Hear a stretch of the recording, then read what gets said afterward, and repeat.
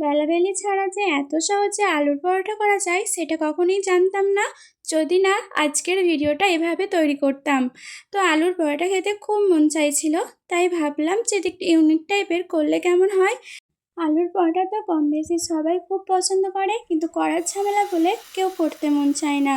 তো আজকে নিয়ে চলে এসেছি খুব সিম্পলভাবে তোমরা কিন্তু চটজলদি ব্রেকফাস্টে বা স্ন্যাক্সের জন্য চটজলদি তৈরি করে ফেলতে পারবে। তো hello friend, welcome back to my new video. তোমাদের ফুড বাঙালিতে ওয়েলকাম। আজকে নিয়ে চলে এসেছি আলুর পরোটা। কোনো ঝামেলা ছাড়াই সিম্পলভাবে তোমরা তাড়াতাড়ি রেডি করে নিতে পারবে। দেখো, তার জন্য লাগছে ফার্স্টে 3টে আলু নিয়েছি, এটাকে ভালোভাবে সিদ্ধ করে নিয়েছি। এরপর এটাকে ম্যাশ করে নিতে হবে।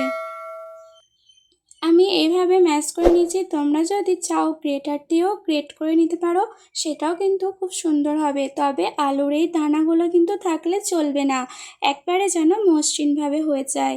তারপরে দেখো দিচ্ছি কাঁচা লঙ্কা 3-4টে, পরিমাণ মতো লবণ দিচ্ছি, জিরে গুঁড়ো দিচ্ছি কিছুটা পরিমাণে, হলুদ গুঁড়ো দিচ্ছি কিছুটা পরিমাণে, এরপর কাসুরি মেথি দিচ্ছি কিছুটা পরিমাণে।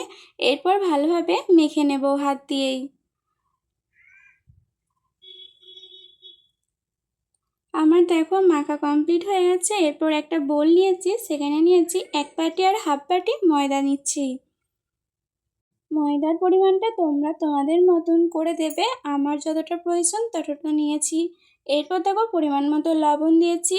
এরপর জল দিয়ে গুলে নেব এই ব্যাটারটা। অল্প অল্প করে জল দেবে, একটা থকথকে ব্যাটার তৈরি করতে হবে। একেবারে মোটা বা একেবারে পাতলা ব্যাটার তৈরি করলে কিন্তু চলবে না।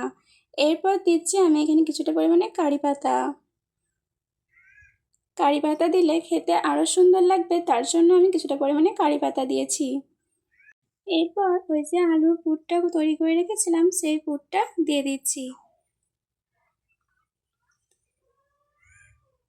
এরপর ব্যাটারটা ভালোভাবে তৈরি করে নিচ্ছি। একেবারে মসৃণ মতন ব্যাটারটা কিন্তু তৈরি করতে হবে।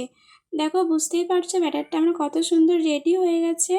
আমি বেশ কিছুক্ষণ কিন্তু টাইম নিয়ে তৈরি করেছিলাম ব্যাটারটা। এরপর কিছুটা পরিমাণে আদাটা গ্রেট করে দিয়ে দিচ্ছি, যাতে মুখে পড়লে খেতে আরও সুস্বাদু লাগবে। এরপর তোমাদেরকে দেখাই যে ব্যাটারটা আমি কীরকম পাতলা রেখেছি।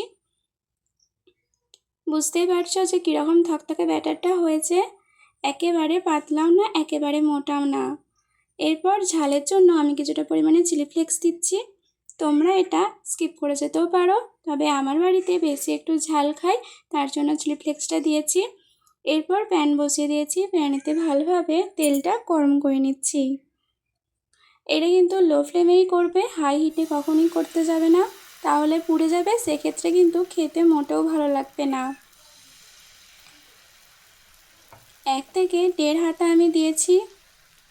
এইটাকে বেশ ভালো মতন করে চাড়িয়ে নিচ্ছি।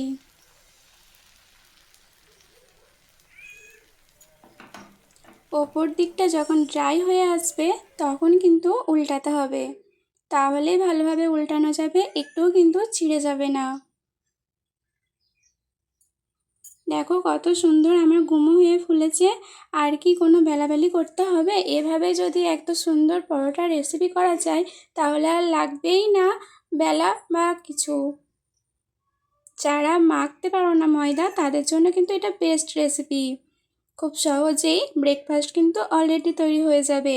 বাচ্চাদের টিফিনে, সকালের জলখাবারে খুব সুন্দর একটা রেসিপি।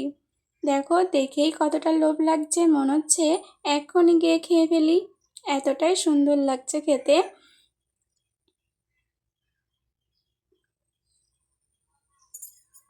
কতটা নরম, কতটা সফট, কতটা লোভনীয় দেখতে লাগছে, শুধু দেখোই না। এই পরোটাটাই আমি টিফিনে নিয়ে গেছিলাম, তো খেতে তো অসাধারণ হয়েছিল। আমার বন্ধুরাও সঙ্গে চেটে পুটে খাবার করে দিয়েছিল। তোমরা একবার করে দেখতেই পারো। তো বন্ধুরা, তোমাদের ভিডিও কেমন লাগলো অবশ্যই জানিও। ভালো লাগলে লাইক, কমেন্ট, শেয়ার, সাবস্ক্রাইব করে দিও। আর আমার পেজে নতুন কোনো বন্ধু ভিডিও দেখে থাকলে তাহলে সাবস্ক্রাইব করে আমার পাশে থাকবে, তোমাদের পাশেও আমি অল টাইম আছি। তো বন্ধুরা, তোমাদের এই পর্যন্তই। আবার নেক্সট ভিডিওতে তোমার সাথে আবার দেখা হচ্ছে। তোমরা অনেক সুস্থ থেকো, ভালো থেকো। আজকেকার মতন টাটা।